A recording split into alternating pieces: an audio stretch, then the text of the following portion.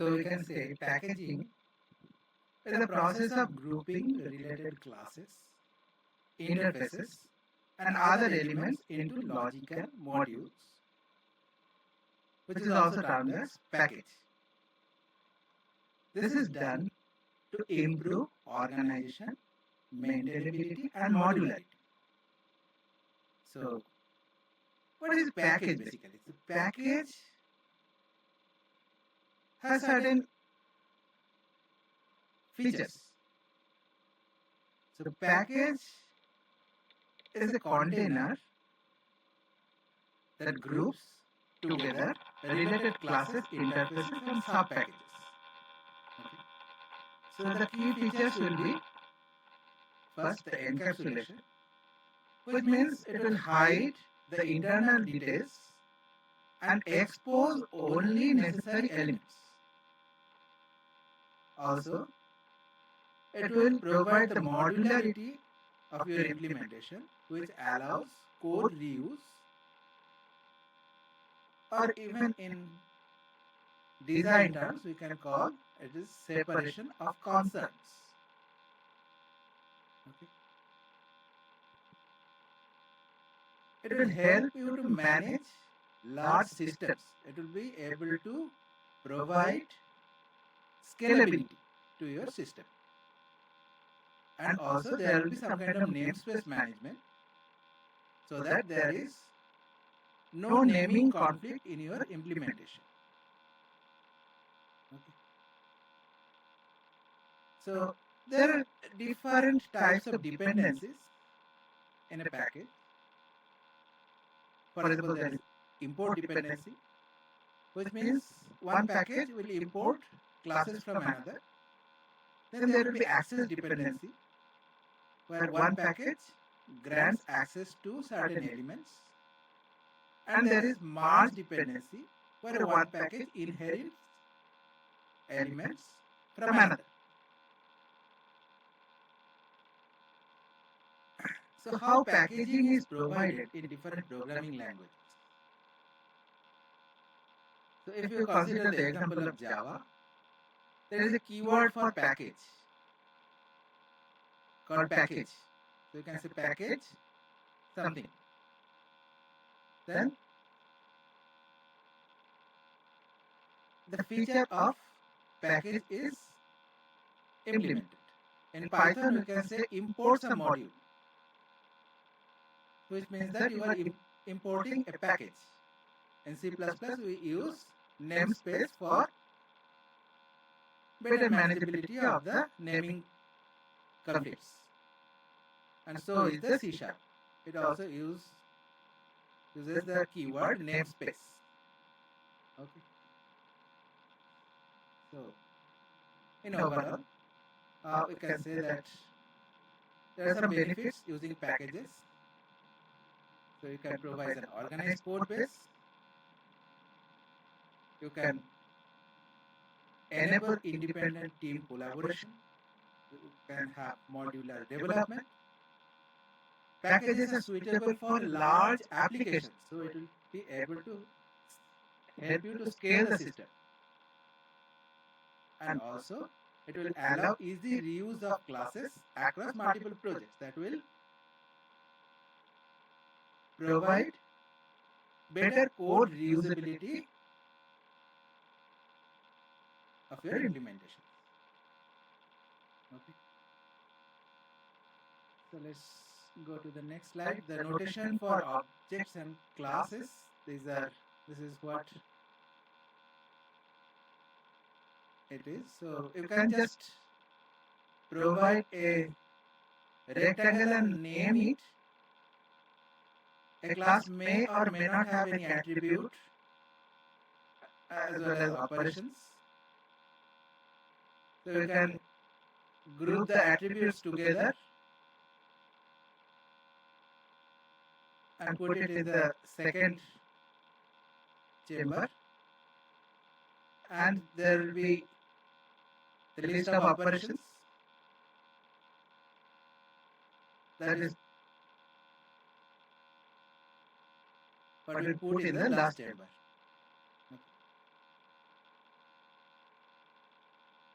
So when we create the objects in the object model,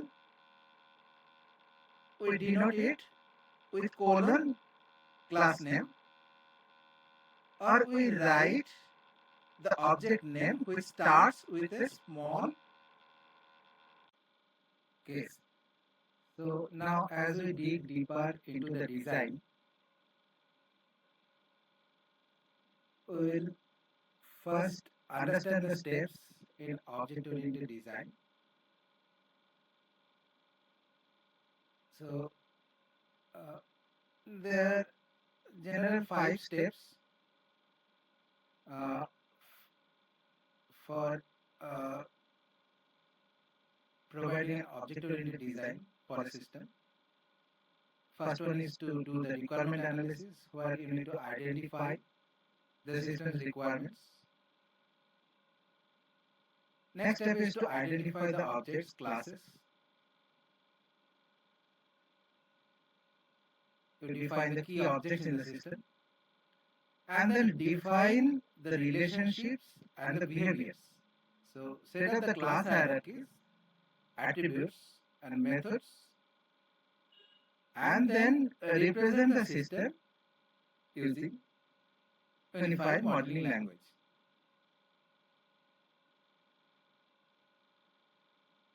At the end, there is the 5th stage, where you need to optimize the design and baseline the design and move into the coding phase. Okay. So now, given a real life system, first question is that how do you decide what classes to use? So now we will have to ask some questions. What terms do the users and implementers use to describe the system? So these are the candidates for the classes. Now, for clarity, go asking further questions like, is each candidate class crisply defined? Now for each class, what is the set of responsibilities and what responsibilities are balanced among classes? Okay. And then identify the attributes and operations that each class needs to carry out its responsibilities. Okay. And that's how you model the classes and then you form the class diagram. So given an example of library, so as you see, there is a text. The library contains books and journals. It may have several copies of a given book. Some of the books are reserved for short-term loans only. All others may be borrowed by any library member for 3 weeks. Members of the library can normally borrow up to 6 items at a time, but members of staff may borrow up to 12 items at one time. Only members of staff may borrow journals. So these are the requirements. Okay. And the system must keep track of when books and journals are borrowed, returned, and there are some rules that library will enforce. Those rules has to be specifically implemented. Okay. So to do this, you identify the nouns. So library, book, journals. Okay. So like that, we have identified the nouns from this text and marked it in red. Okay. And now list them together and we say that these are candidate classes. Okay. So library here is the name of the system. Short-term loan is an event. Week is a measure.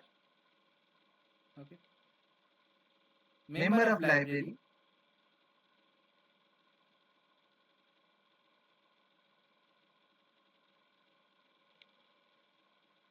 So the characteristics is that a number of members can be there in the library. So it's a repetitive feature.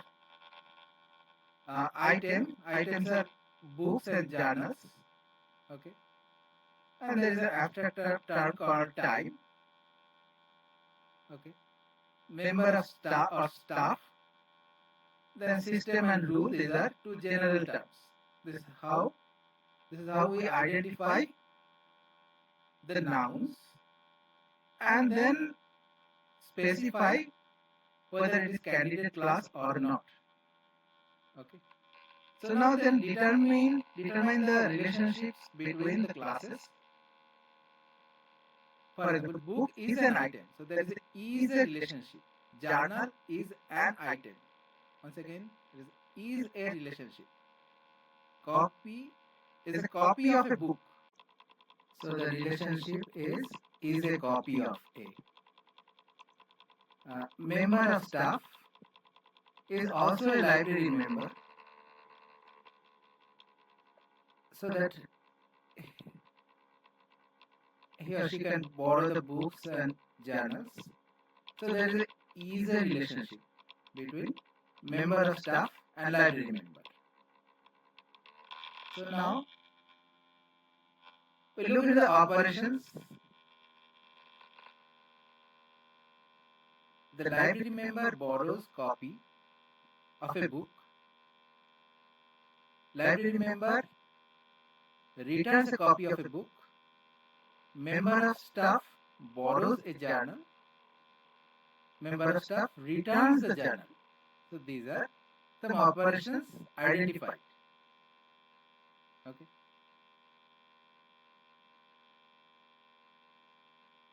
So now we just broadly bring them to the diagram. We identify the class names and pictorially depict the classes in such a way that the copy of a book is represented with association. So it is a copy of a book with certain identities, and one book will have n number of copies. So it is having multiplicity of 1 to n. A library member can take the loan of a copy. So you can take a copy of one copy of a book or more. So one library member will take n number of copies. Member of staff, as depicted, he is a library member as well, so that he can take the loan and can loan journal. A member of staff can loan a number of journals. So the multiplicity is once again 1 to n, and here n equal to 12 specified. Okay. So we call this as class diagram. Now let's do another exercise for this. So we'll draw a wholesale system. So wholesale system is something like here merchant supplies the stock of goods. So the warehouse will contain a huge amount of goods, and it will be delivered to the retail stores based on their demands, and that will be in a very small scale. No one would like to keep inventories or excess goods in the stores. So the merchant will keep the inventories or additional stocks of goods, and will be delivering to the retail stores on demand. So how do you model this business? So let's take the nouns and identify the candidate classes. So retail store, merchant, warehouse, invoice, order, product, shipment. These are identified now. Okay. So now we add few additional info. Like retail store will have name, address, contact info, financial info. Some attributes are added. Okay. So this has been done wherever it is possible. And then let's try to model the financial information. So there are different types of transactions. Okay. To make invoice. Okay. And make the payments. Okay. These are two types of transactions that happen. Okay. So retail store and transaction are associated with a relationship. So association. So 1 to star, that is the multiplicity, which means that a particular retail store will have a number of transactions, and some of them are invoices and some of them are payments. So that's how a retail store will be responsible for the financial records for the store. Okay. And then let's model invoice specifically. So retail store will invoice for the parts or the shipments. So there will be an invoice number and some functions or operations are the goods shipped and send invoice. So invoice can be sent to the customer and goods can be shipped to the customer from warehouse. Okay. So invoice record is the message that gets transferred to the retail store. And we have the shipment. So shipment, that is the class here.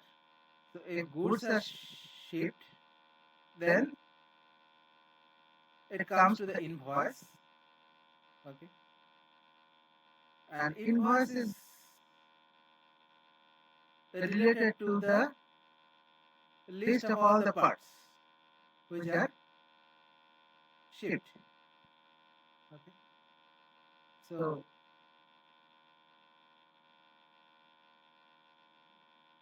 some lesson learned on this, the basic design process. So we cannot provide a single correct design which entirely describes the system. So during the design process, we will elide few elements. So we will keep some elements hidden to simplify the diagram. It's good for the design process so that we can focus on certain things specifically. There are some elements which can be missing. We don't care about that. Doesn't matter. Okay. And we must avoid inconsistencies. Okay.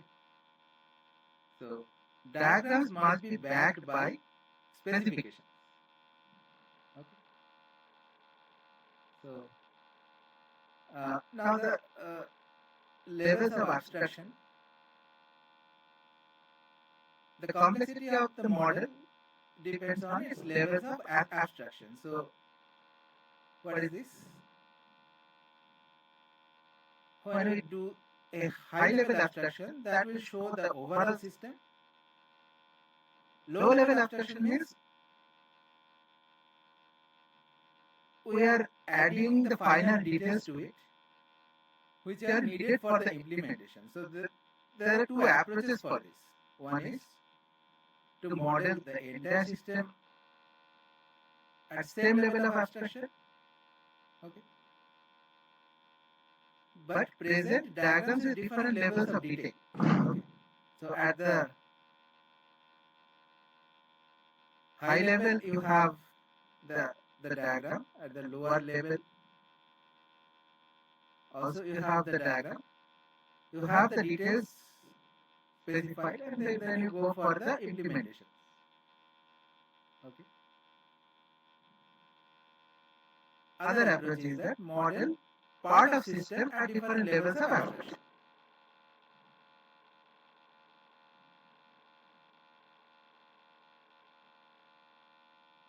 So this is how we should design a component. So we have the hello world class here, which is an executable component, and that has all the files. So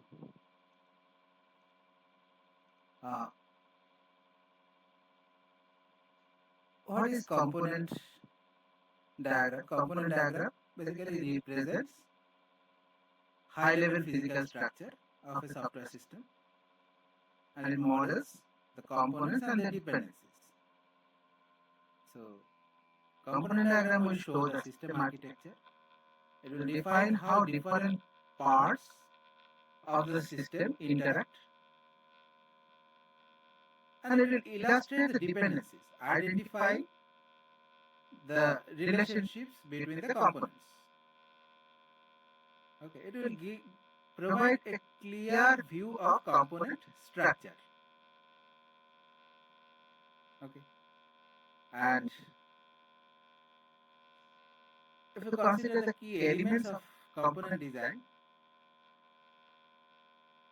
the component will represent a module, service, or deployable part of a system. So in the component diagram, we'll have several elements like component. Components, as mentioned, is meant for the modules, the services, and any other deployable part of the system. Okay. There will also be the interfaces. Okay. So there will be some provided interfaces and there will be some required interfaces. Okay. So they represent the services offered or used by a component. It is responsibility now to show how one component relies on the other, and there will be connectors which represents communication between the components. Okay. So now, if we look into this diagram, the executable component will include the user interface containing all the UI files and also the backend implementation, which is written in hello.java. Next, we say a few words about the use case diagram. So here use case is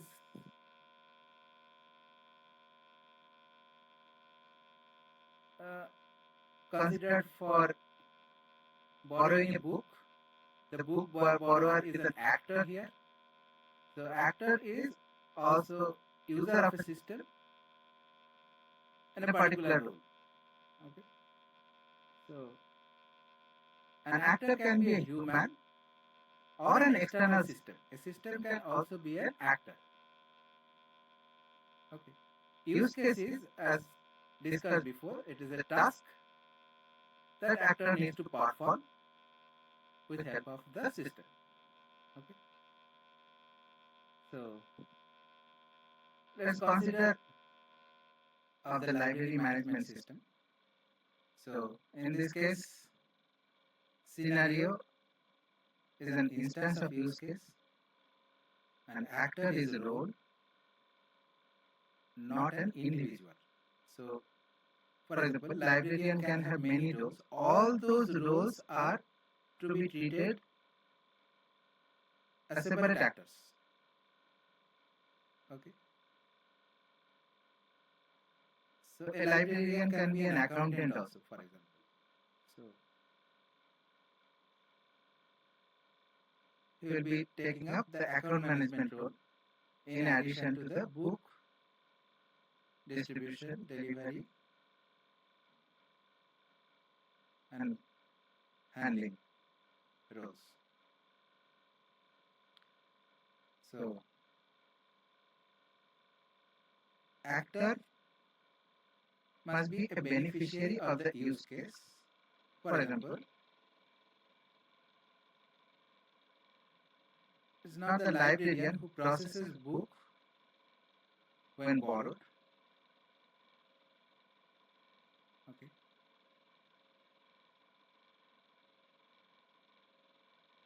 So,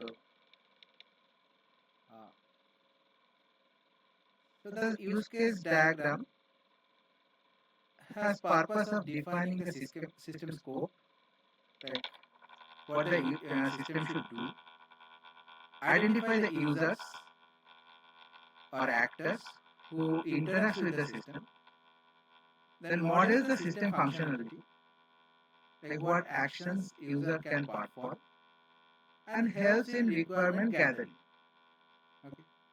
So based on these use cases, software design engineers discuss their designs. Okay. And once again, we'll walk through the key elements of the use case diagram. These are actors, which represent a user or external system interacting with the system, and based on their roles. Use case is something like a representation of a functionality or action a user can perform. System boundary will define what is inside and outside the system, and there will be the relationships like association. Associations are represented in form of solid line. Actors interact with a use case, and one use case always calls another. One use case sometimes adds extra behavior to another as well, so that is called extension. So there is something called extend in relationship that we can use if there is a necessity of extension of a use case. Okay. So now let's move to the use case of the for borrowing books. So the book borrower will borrow a copy of book. Once he finishes reading, he will return the copy of the book. So that is the second action. He may be able to reserve a book if he wants to read it, but it is not available. A copy of a particular book is not available for borrowing, so in that case he will reserve the book. Or he will be able to extend the loan, which means that the return date is postponed to another later date. Okay. So these are the 4 use cases that book borrower has to deal with. Okay. So now looking into the relationship, the book borrower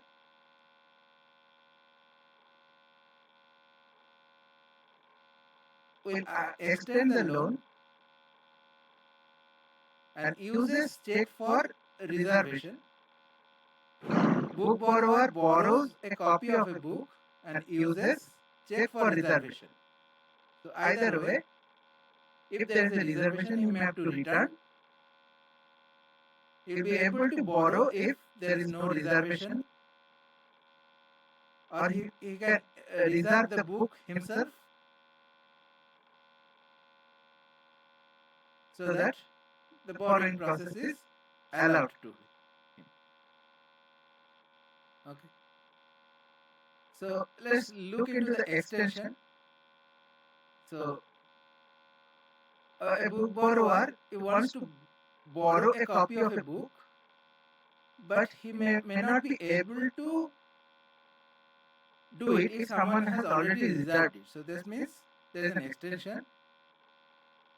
Okay. And it extends to refuse loan action. Okay. So let's few words about use case diagram and overall the use cases. In the development cycle, use cases are a tool for requirements management analysis, and it is easy to discuss with the clients. So that is the basis for design discussions. Okay. Use cases are not meant for uh, the structural model. Okay. So that then and that's why it is sometimes difficult to model it into class models or make any other kind of structural diagrams. And scenarios are useful to validate the design of use case. Okay. So this finishes the first lesson. So in the next lesson we'll discuss the detailed design following each of these methods. Hope this helps. Thank you.